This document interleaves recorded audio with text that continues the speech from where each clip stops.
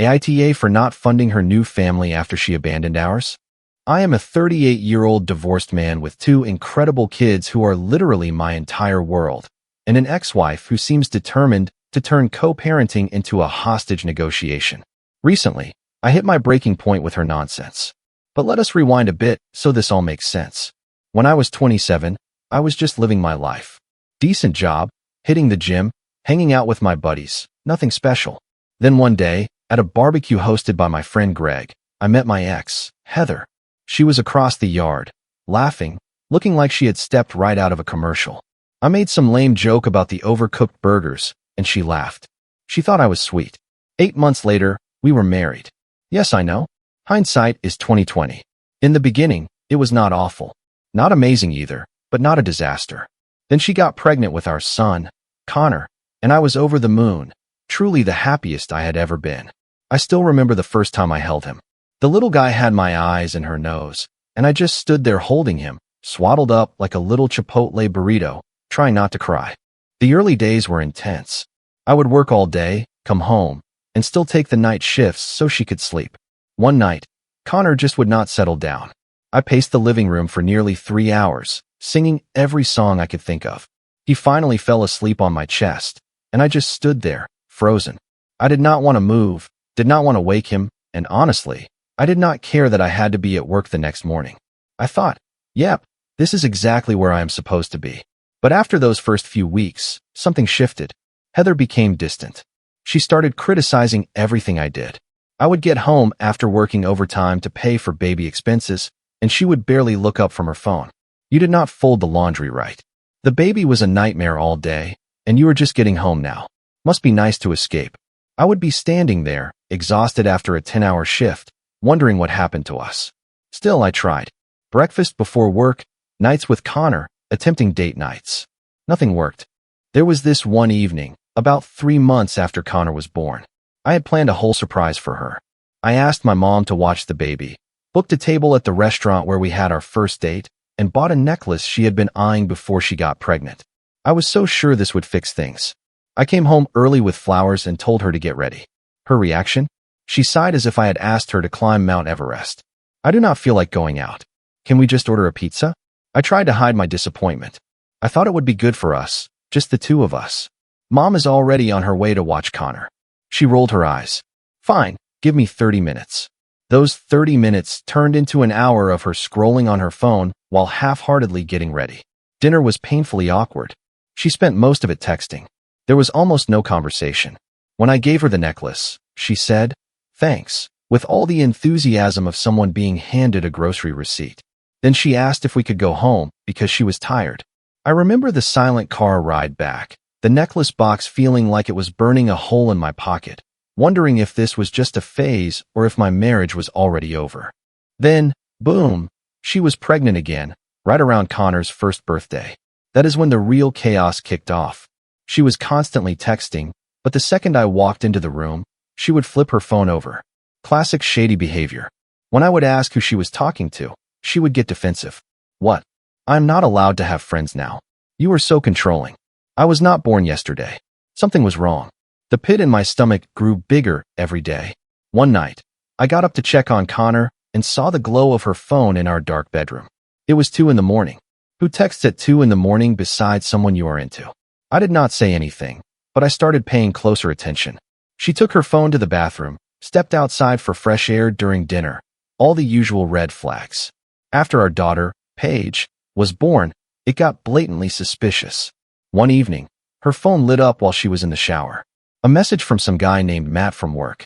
It was clear she was developing an inappropriate emotional involvement with him. I did not confront her right away. I watched. She grew even more distant, always on her phone, cold as ice. One night, after putting the kids to bed, I brought it up. Something is wrong. We do not talk anymore. We do not connect. We feel like roommates. She did not even blink. I am tired. I have carried 2 of your children in 2 years. Sorry if I do not feel like playing happy wife. This is not about playing, I replied. It is about respect. She exploded. Maybe you should have thought of that before you got me pregnant again. I just looked at her. We both wanted Paige. Anyway, I am going to bed. And right there, something inside me broke. I stopped chasing something that was not there anymore. I kept showing up for the kids, doing what needed to be done, but I expected nothing from her. She was no longer my partner, just someone I shared a roof with. And honestly, the silence was easier than the constant jabs and the cold shoulder. For months after Paige was born, I came home from work to find divorce papers on the kitchen table. No discussion, no attempt at therapy, just that. I am done. I deserve better than this, she told me, standing there as if she were the victim. You are cold and distant. I wanted to scream. I wanted to show her the 50 unanswered texts I had sent over the past month asking if she was okay, if we could talk, if there was anything I could do. I wanted to remind her that I was the one getting up at 3 in the morning with the baby while she was too tired.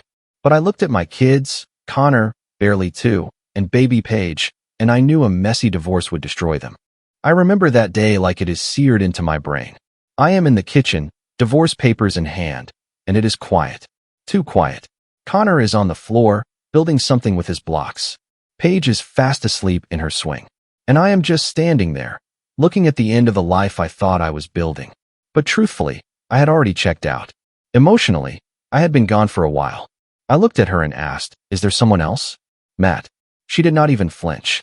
This is not about someone else. It is just not working between us. It was not a denial. In that moment, I knew what I had suspected for months was true. So, I swallowed my pride and agreed to a 50-50 split of everything. Assets, custody, no alimony since we both had good jobs.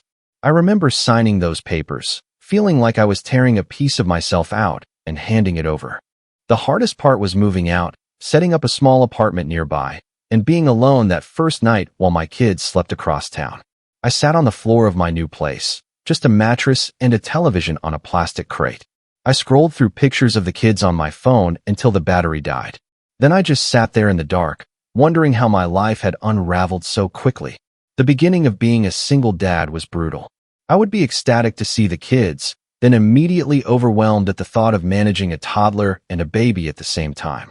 The first time Paige got sick, I panicked and called my mom at 2 in the morning. She calmed me down, told me it was just a fever. I stayed up all night watching her breathe. By morning, she was fine, and I knew I could handle this. Custody exchanges were super awkward. At first, we would meet in a Starbucks parking lot, barely making eye contact as we transferred car seats and diaper bags. Connor would sometimes cry when I had to leave him, and it broke my heart. Paige was too young to understand what was happening, but Connor could sense something was wrong. "Why do you not live with us anymore, Daddy?" he asked one day, his face so serious. "How do you explain divorce to a 2-year-old? Mommy and Daddy love you very much, but we decided we can be better parents by living in different houses." He thought for a minute. "Do I get 2 bedrooms?" Kids, man. Incredibly resilient. About a year after the divorce was finalized, Heather met a new guy named Travis. Surprisingly, she did not get back with Matt, which showed me her true colors.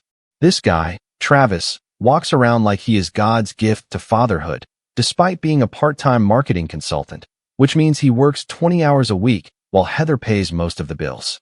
They got married when Connor was 4 and Paige was 2. Suddenly, my kids had a stepsister, Sydney, who was Connor's age. Then they had another child together, Wyatt, who is now 7. The first time I met Travis was at preschool pickup. I was helping Connor with his backpack when this guy in an Ed Hardy t-shirt from 2016 walks up with Heather. "Hey, you must be the ex," he says, sticking out his hand with a grin that really got under my skin. "I am Travis. I have heard a lot about you." I shook his hand briefly. Wish I could say the same. He came on way too strong. The kids are great. Connor has been teaching Sydney how to build with Legos. They are like 2 peas in a pod. There was something in the way he said it, like he was already laying claim to my son, that made my jaw tighten. But I stayed civil for Connor. "That is nice. Connor has always been a good sharer," I said, ruffling his hair. I still remember the first time I dropped the kids off at their new house after the wedding. Heather had decorated the front door with a wooden sign that read, "The Thompson Blended Family," with all their first names in different colors. My last name was nowhere on it, even though it is my kid's name too. I did not say anything. Another battle not worth fighting. The real gut punch was when Connor came home one weekend and casually mentioned Daddy Travis. "Daddy Travis said he is going to teach me how to ride my bike," he announced over dinner. I almost choked on my pizza. "Who is Daddy Travis?" "Mommy's husband," he replied, like I was an idiot for asking. She said I can call him Daddy Travis because he is like my other dad now. I had to step outside for a few minutes to cool down. When I came back, I kept my tone light. You know, buddy, you already have one dad. Me. Maybe that would be less confusing. Connor shrugged. Mommy said I have to call him Daddy Travis because it is more respectful. That night, I texted Heather. Can we talk about this Daddy Travis thing? I am not comfortable with it. Her reply came an hour later. It was Connor's idea. Do not make a big deal out of it. I knew that was nonsense, but what could I do? Force my kid to call the guy something else? That would only confuse him more. So I let it go. Again. Meanwhile, I busted my butt to make sure my kids had everything they needed at my place. I got promoted at work, saved aggressively, and eventually bought a modest but nice house in a good school district. My entire life became about providing stability and opportunity for Connor and Paige. This guy Travis had the nerve to start making passive-aggressive comments at every school event. At a parent-teacher night, I was standing by the science fair projects. Connor had built an incredible robotic arm that could pick up marbles. Travis sidled up next to me. So man, new car? Must be nice to have so much disposable income when you are only responsible for 2 kids. I drove a 5-year-old used Honda. Sure. It gets me from A to B, I replied, keeping it cool. Some of us understand what it means to make sacrifices for a blended family, he continued, pointing to his designer watch that clearly cost more than my monthly car payment. I just walked away. These interactions happened constantly, but I kept my cool. For the kids. There was a school field trip where I volunteered as a chaperone. So did Travis. 6 straight hours of listening to him talk about their upcoming vacation to Hawaii, the new gaming system he bought all the kids, and how challenging yet rewarding it is to raise 4 children. He kept referring to Connor and Paige as our kids when talking to other parents. I felt my frustration rising. During lunch, he sat across from me while the kids were playing. You know, the kids are really struggling with the back and forth, he said, unwrapping his overpriced sandwich. Heather and I were thinking it might be better for them to have one stable home and just see you on weekends. I could hardly believe what I was hearing. Excuse me? He held up his hands. Just thinking about what is best for the kids, man. No hard feelings. My custody is not up for discussion, and certainly not with you, I said in a low voice so the kids would not hear. He shrugged. Just an idea. Heather says you have always put the kids first, so I figured you would want to know they are struggling. It was incredibly difficult to stay composed. Instead, I stood up and went to join my kids, who looked far from struggling as they laughed their heads off on the playground. The real trouble started when Heather began to expect me to treat all her children as my own. At first, it was small stuff, like asking me to bring birthday presents for Travis's daughter when I picked up my kids. Do not you think it is rude to show up with gifts just for Connor and Paige when Sydney is right there? As if I was a monster for not buying presents for a child that was not mine. Then it escalated. She started suggesting I take Sydney with me on my weekends with my kids. It is disruptive for the kids when you only take 2 of them, she would insist. They are all siblings now. At first, I tried to be diplomatic. I am glad they get along, but my time with Connor and Paige is limited, and I want to focus on them. She did not like that at all. Wow. Way to make a little girl feel left out. Real mature. This emotional blackmail went on for years. I held my boundaries, but I was still painted as the bad guy. Meanwhile, when I would pick up my kids, they would tell me about how Daddy Travis bought them tickets to Disneyland or how they all went on a real family ski trip. One weekend, Connor was unusually quiet on the drive home. When I asked what was wrong, he finally admitted it. Mommy and Travis were talking about you last night. They did not know I was listening. My stomach clenched. What did they say, buddy? He looked out the window. Travis said you were selfish and did not care about our real family, just about looking like the cool dad. I gripped the steering wheel tightly. That is not true, Connor. I love you and Paige more than anything. I know, he said softly. I told Mom that was mean, and she told me I should not repeat private conversations. I had to pull over. I took a deep breath, turned to him, and looked him in the eye. Connor, I never want you to feel stuck in the middle. If you ever hear anything that makes you feel bad, you can always tell me. Okay, no secrets. He nodded, and I could see the relief on his face. Okay, Dad. The subtle jabs about me not being part of their real family drove me crazy, but I never said anything to the kids. They did not need to carry the adults' baggage. As they got older, Heather's financial demands became more and more absurd. When they were 7 and 5, Connor and Paige showed impressive academic potential. I did my research and found an exceptional private school focused on STEM called Summit Academy. The tuition was steep, $12,000 per kid per year, but it was worth every penny. I offered to enroll our kids and pay 100% of their tuition. Instead of being thrilled, Heather immediately turned it into an issue about Sydney. She said it would not be fair if all three did not go and called the idea divisive. She tried to pressure me into paying for Travis's kid, too. I held my ground. I am paying for Connor and Paige. The rest is up to you. She was furious, but guess what? They enrolled Sydney anyway, using money from Travis's parents.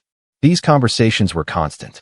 Every expense, every opportunity, every gift I gave my kids became a battleground where I was expected to do the same for their step-siblings. Then, last spring, something made me snap. My kids, who are brilliant, by the way, got selected for an ultra-elite tech camp called Tech Futures in Colorado. 40 kids from the entire country. 40. And both of my kids made it in. Connor is a coding prodigy. He was already creating his own Minecraft mods at 9. Paige is a robotics genius. She won the state competition with a waste-sorting robot she designed herself. I was so proud I could barely speak. They worked their butts off on their applications. Late nights, demo projects, written essays, the whole 9 yards. I still remember the moment we submitted them. We were at my kitchen table, Connor nervously double-checking for typos, Paige bouncing in her chair as she uploaded the videos. "What if we do not get in, Dad?" Connor asked, his finger hovering over the submit button. "Then we will try again next year." But honestly, guys, I think you have got this. When the acceptance emails came a month later, we were all at my house. I let them open my inbox after dinner. The screams when they saw congratulations could have been heard 3 blocks away. Paige literally did a victory dance on the couch. Connor kept rereading the email, like he could not believe it. I took them out for celebratory ice cream and promised them new laptops for the camp. Their excitement was infectious. It was one of those perfect parenting moments where all the sacrifice feels completely worth it. The program cost $7,800 per child, plus flights and gear. Nearly $20,000 total. I did not hesitate for a second. I had been saving specifically for their education since the divorce. Old car, smaller house than I could afford, no fancy vacations, all of it, so they could have opportunities just like this. When I told Heather about it during our monthly co-parenting check-in, her reaction said it all. She did not say, "Congratulations." She was not happy for them. She got this calculating look in her eye that made my stomach churn. "So, Sydney has been getting into robotics, too," she said, completely ignoring our kids' achievement. "Yeah?" I replied, already seeing where this was going. I think it would be a really great experience for all 3 of them to do together. I took a long sip of coffee before responding. "Heather, this is not a family vacation. Connor and Paige earned their spots in a highly competitive program." She leaned forward, lowering her voice. "There has to be a way to get Sydney in, too. And you should pay for it since you are funding Connor and Paige." I actually laughed, thinking she was joking. She was not. "You want me to pay almost $8,000 for your husband's kid to go to camp?" I asked, just to be sure I was not having a stroke. "Our children are siblings," she insisted. "It is damaging to them when you create these kinds of divisions."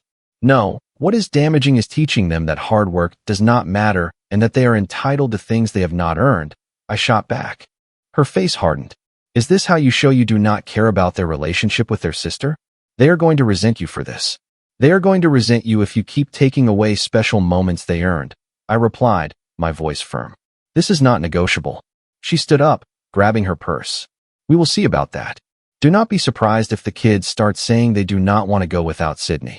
Are you seriously threatening to manipulate our children over this?" She gave me a cold smile. "I'm just saying families should stick together. Maybe you have forgotten what that means." I walked out of the coffee shop, my hands shaking, not from fear, but from holding myself back. The absolute audacity. The next day, Connor called me, upset. Heather had told him he should not go to the camp if Sydney could not go. Classic emotional blackmail. I reminded him that he and Paige had earned their spots and he should not give that up. He still wanted to go. He just needed to hear it was okay. After the call, I texted Heather to stop the manipulation. She replied with a thumbs down emoji. Real mature. But if you think that was the end of it, you do not know Heather. 2 days after the camp argument, I am at work, absolutely killing a presentation I had been prepping for weeks, when I get a text from Travis. We need to talk about your contribution to the family housing situation. I almost choked on my coffee. What the heck? I ignored it, figuring it was just some ridiculous power play that would blow over. But the following Friday, when I went to pick up the kids, Heather handed me a printed-out spreadsheet and a letter like we were in the 1990s. While the kids grabbed their bags, I looked at the document. She was demanding I pay 50% of their $2,400 rent. She claimed that because my neighborhood was nicer, it created an unequal environment for Connor and Paige, and therefore, I should cover half their rent for consistency. I reminded her that my house, my money, and their living situation were not my business. She insisted it was for the well-being of the children, as if I had not sacrificed my life to give them stability. Then Travis came out like her backup and had the gall to say that a real man would support their entire household. That is when I knew this was not about the kids. They wanted me to fund their life. I felt a surge of anger. The sheer nerve of this guy questioning my commitment while demanding my money. I have always prided myself on staying calm, but in that moment it was a real challenge to keep my composure. You know what a real man does, Travis? I said, stepping closer. He pays his own bills instead of asking his wife's ex-husband to subsidize his lifestyle. Travis's face turned beet red. Watch your mouth. The kids are right there. Then do not start stuff during a custody exchange, I shot back. And for the record, a real man does not use children as pawns to get money. Heather jumped in. This is not extortion, it is co-parenting. But clearly, you only think about yourself. I laughed. This is so absurd it is funny laugh. Co-parenting is not paying your bills, Heather. It is taking care of our kids. Our kids, not Travis's kid, not your new baby. Connor and Paige. I called for the kids to get in the car. As we drove away, I could see Heather and Travis staring from the porch, fuming that their little ambush had not worked. I was gripping the steering wheel tightly.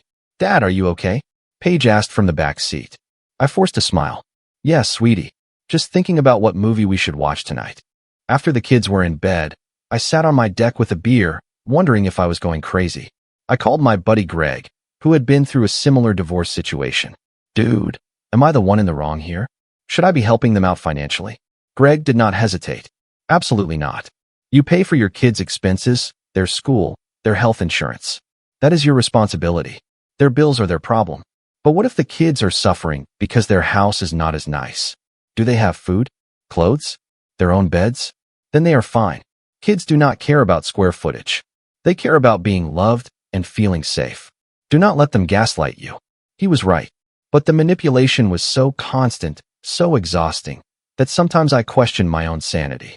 Was I being selfish? Was I hurting my kids by refusing to play along with this big, happy, blended family charade? I stayed up half the night before reminding myself that having boundaries does not make me a bad father. And I did not yet know this was just the warm-up act. A week after the rent stunt, I walked into what I thought was a normal parent-teacher conference, coffee in hand, ready to hear about how great my kids were doing. Instead, I walked into an ambush. Heather, Travis, and the school counselor were sitting there, looking grave. Turns out, Heather had turned it into a surprise intervention. She claimed my inconsistent parenting was emotionally damaging the kids because I only did outings with my children, refused to pay for Sydney, and lived in a nicer house. Basically, I was being accused of not funding their fantasy of one big happy family. I just stood there, stunned, as Travis pulled out his phone and showed pictures from their family vacation to San Diego. See how happy all 4 kids are together? But when he only takes Connor and Paige, it creates an artificial separation. I felt my face get hot. Every instinct screamed at me to get up and leave, but I forced myself to stay. Heather jumped in like she was taking the stage, complete with fake tears. She claimed Connor had come home crying because he felt guilty that Sydney could not go to the camp. A complete lie. The kid had been bouncing off the walls with excitement for weeks. Then Travis added that Paige was having outbursts because I treated her differently than her siblings. The same guy who barely knows her schedule is suddenly an expert on her emotional state. That is where I cut him off. Paige does not have siblings at my house. She has a brother, Connor. That is not confusing. That is the agreement you signed up for in the divorce. Heather shot back. You are refusing to acknowledge the reality of their blended family. I reminded her their reality was 2 separate households. That is what she wanted. That is what we have. Then Travis leaned forward. You are just threatened because they have a real, complete family with us. It is not fair to punish the kids for your insecurity. I looked him dead in the eye. A complete family? You mean the one where you tell my son he is stuck with you? The one where my daughter is made to feel guilty for getting into a program she earned on her own? Is that your definition of complete? Heather started sputtering as if I had just insulted her entire lineage. I cut her off. I am done. I have seen the texts. I have heard it from the kids. This is not about emotional well-being.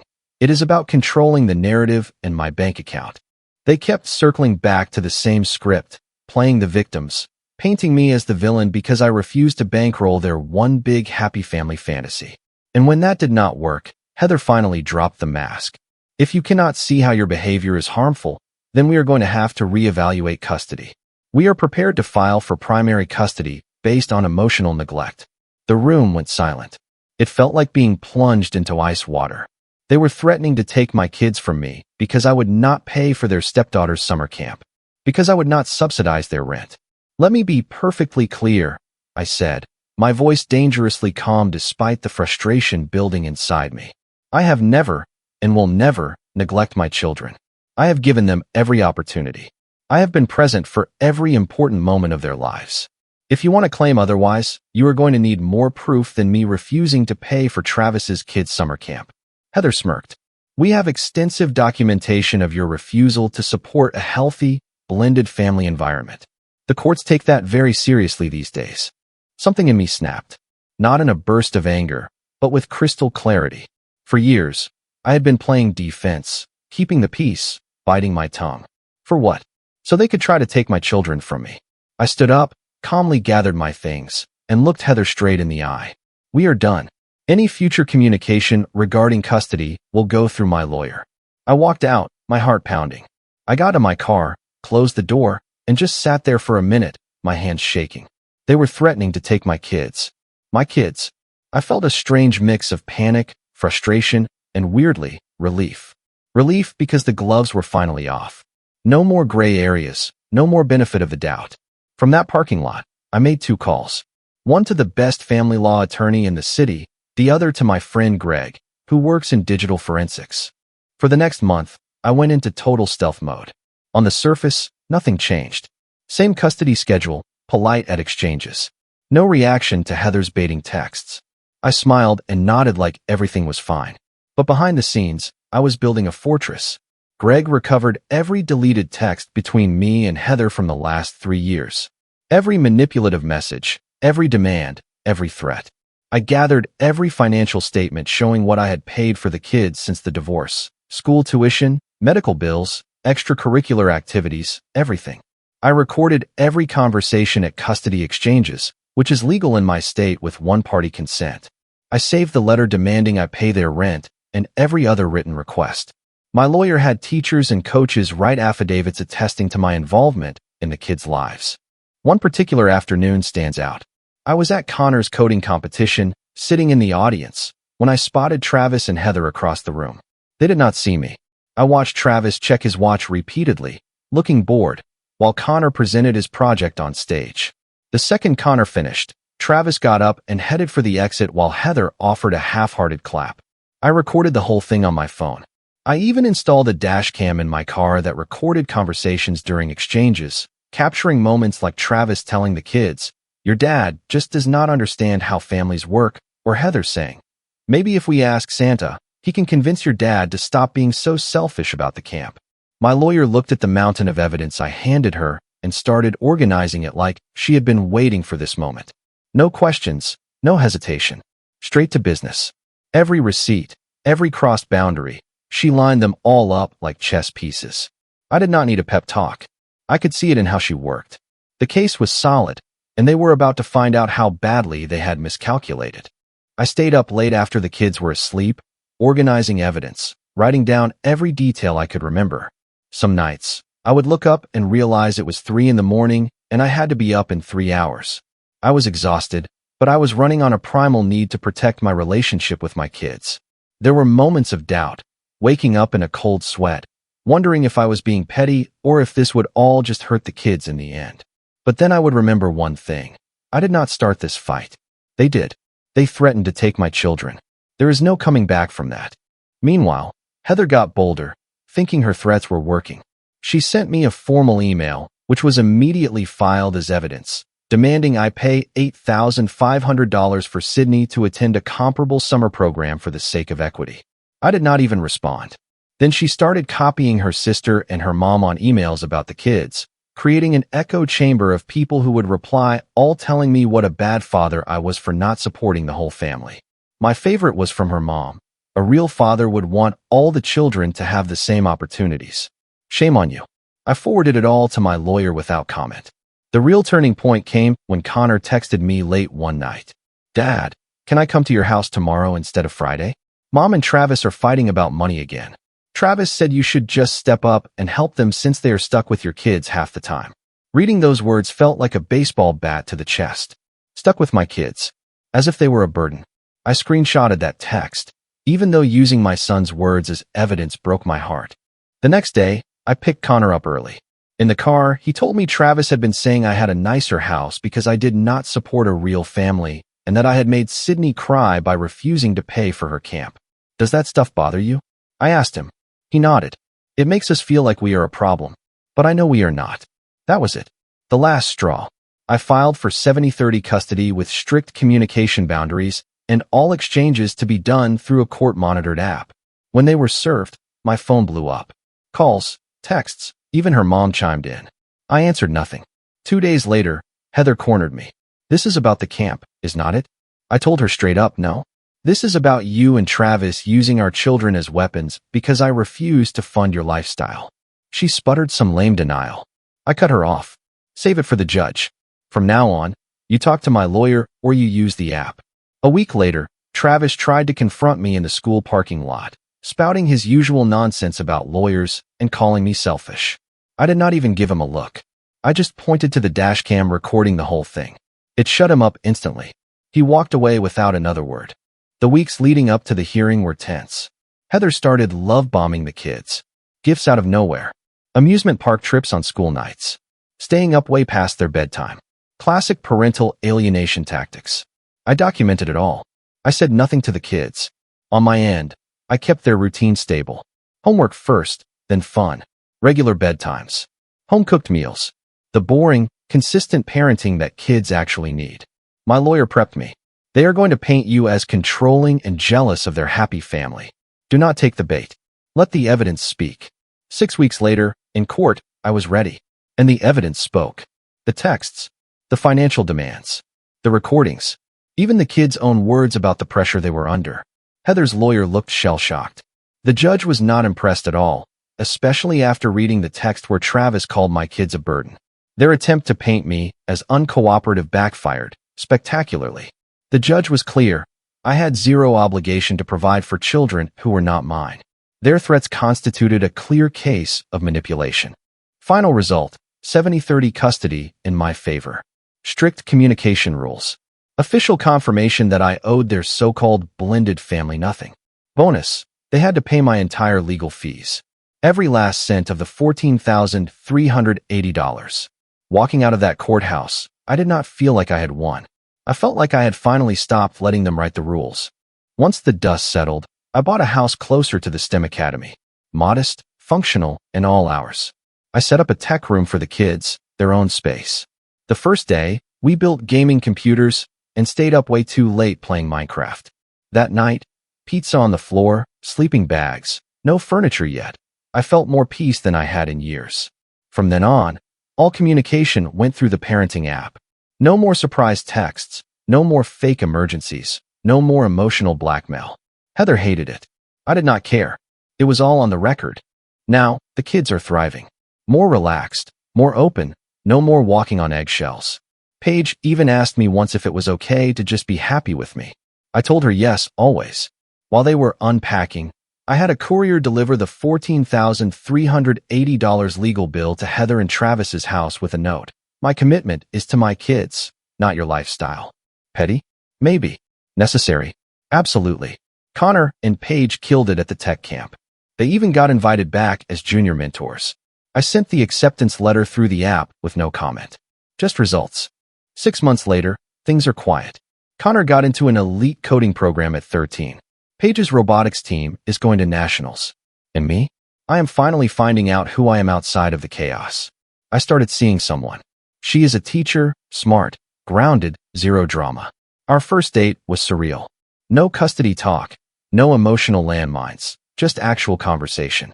But the moment that validated everything, Connor looked up from his computer while we were coding and said, "I am glad you stood up to Mom and Travis." It was getting weird before. That is when I knew I had made the right choice.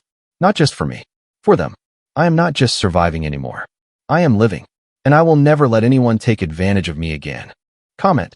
This story hit me deeply because I know how hard it can be to stand your ground.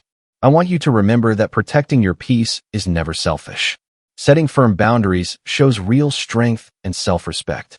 Taking responsibility for your own happiness and your children's well-being is one of the best gifts you can give.